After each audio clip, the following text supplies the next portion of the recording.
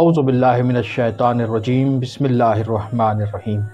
ناظرین کرام، عرفان قرآن در ماہ رمضان کے عنوان سے ایک سلسلہ گفتگو آپ کی خدمت میں لے کر حاضر ہوئے ہیں۔ ہم نے چاہا کہ ماہ رمضان کی مبارک اور سعید ساعتوں سے استفادہ کرتے ہوئے قرآن مجید کے متعلق ان موضوعات کو بیان کیا جائے جن کا جاننا ہر قاری قرآن اور ہر مسلمان کے لیے ضروری ہے۔ انہی موضوعات میں سے ایک موضوع ہے وحی الہی۔ آج کی اس گفتگو میں ہم وحی الہی سے متعلق مختصر، مفید اور جامع گفتگو آپ کی سماعتوں کی نظر کریں گے، جس کے بعد یقیناً آپ ہمیں اپنی دعاؤں میں شامل رکھیں گے۔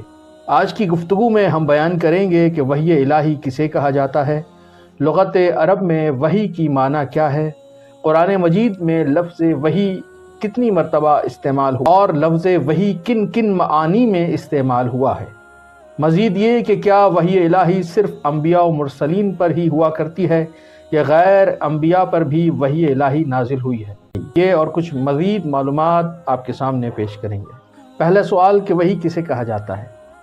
وحی وہ سروش غیبی ہے جو ملکوت اعلیٰ سے عالم مادہ کی طرف آیا کرتی ہے، یعنی وہ غیبی آواز جو صاحب وحی کو عرش سے فرش پر آیا کرتی ہے۔ لغات عرب میں وحی کے کئی معانی ذکر کیے گئے ہیں، جن میں سے کچھ اہم معانی یہ ہیں: اشارت، کتابت، نوشتار، پیام، مخفی گفتگو۔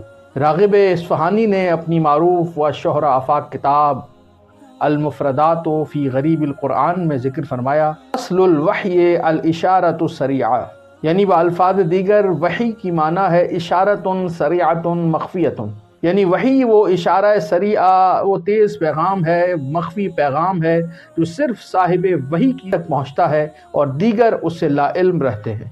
اب سوال یہ ہے کہ قرآن مجید میں لفظ وحی کتنی مرتبہ استعمال ہوا اور کن کن معانی میں استعمال ہوا؟ تو پورے قرآن مجید میں لفظ وحی 78 مرتبہ استعمال ہوا۔ وحی، اوحا، یوحی، نوحی، اس طرح سے استعمال کیا گیا۔ قرآن مجید میں لفظ وحی صرف ایک معنی میں استعمال نہیں ہوا بلکہ 4 مختلف معانی میں استعمال کیا گیا۔ وحی کا ایک مشہور معنی تو وہ ہے جو ہمارے اذہان میں پہلے سے موجود ہے کہ ایک فرشتہ پیغام لے کر آیا، اللہ کا پیغام نبی تک پہنچایا اور اسے وحی کہا جاتا ہے۔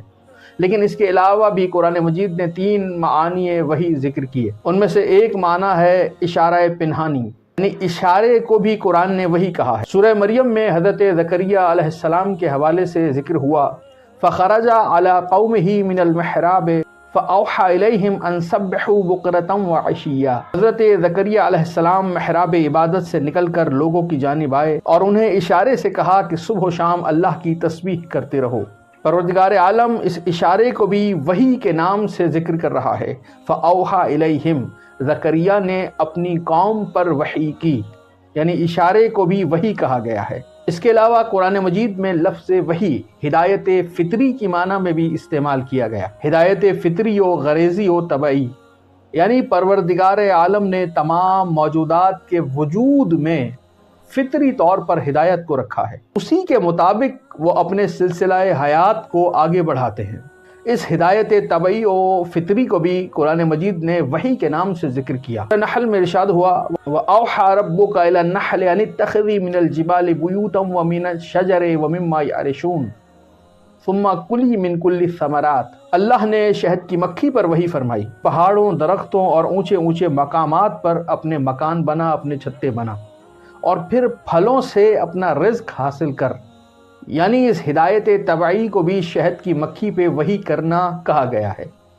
اسی طرح پروردگار عالم نے آسمانوں پر وحی کی۔ سورہ فصلت میں ارشاد فرمایا، وَأَوْحَى فِي كُلِّ سَمَاءٍ أَمْرَهَا، اللہ نے ہر آسمان کو اس کے کام کی وحی فرمائی، یعنی آسمانوں کو بھی وحی ہوئی۔